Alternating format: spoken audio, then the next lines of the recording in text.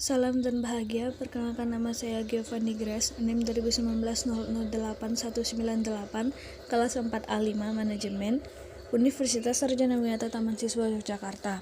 Di sini saya membuat video untuk memenuhi tugas UAS mata kuliah Manajemen Informasi, dosen pengampu Ibu Aulia Rosiana. Materi yang akan dibahas adalah mengelola sistem global. Poin pertama yaitu portofolio sistem informasi internasional. Pertumbuhan sistem informasi. Yang pertama, mengembangkan arsitektur sistem informasi internasional. Arsitektur sistem informasi internasional terdiri dari sistem informasi dasar yang dibutuhkan oleh organisasi untuk mengkoordinasikan perdagangan di seluruh dunia dan kegiatan lainnya. Strategi dasar yang perlu diikuti saat membuat sebuah sistem internasional adalah memahami lingkungan global di mana perusahaan beroperasi. Ini berarti memahami kekuatan pasar secara keseluruhan atau penggerak bisnis yang mendorong industri ke arah kompetisi global. Yang kedua, lingkungan global, penggerak dan tantangan bisnis. Pada penggerak bisnis global ada dua kelompok, yaitu faktor budaya umum dan faktor bisnis umum, di mana faktor budaya umum ini yang mudah dikenali dan telah menggerakkan internasional sejak Perang Dunia Kedua. Adapun faktor terakhir untuk dipertimbangkan adalah perkembangan dasar ilmu pengetahuan global. Faktor-faktor budaya umum ini menyebabkan internasionalisasi dalam beberapa faktor globalisasi bisnis yang khusus yang mempengaruhi hampir seluruh perindustrian. Perkembangan teknologi komunikasi yang canggih dan kemunculan budaya dunia menciptakan kondisi untuk pasar global. Yang ketiga yaitu paling mutakhir. Sebagian besar perusahaan memperoleh sistem internasional yang campur aduk dari masa lalu, yang sering didasarkan pada konsep pengembangan pemrosesan informasi pada tahun 1960-an. Ternyata timbul beberapa kesulitan yang signifikan dalam membuat arsitektur internasional yang tepat. Poin kedua adalah tantangan dalam mengembangkan sistem internasional. Di sini terbagi menjadi dua, yaitu global dan spesifik. Untuk global, yang pertama partikularisme budaya, regionalisme, nasionalisme, dan perbedaan bahasa. Yang kedua harapan sosial, merek, nama harapan, dan jam kerja.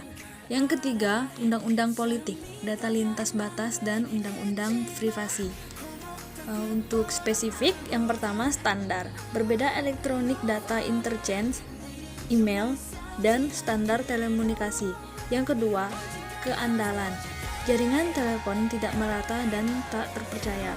Yang ketiga, kecepatan transfer data yang berbeda, banyak lebih lambat dari peraturan komersial Amerika Serikat.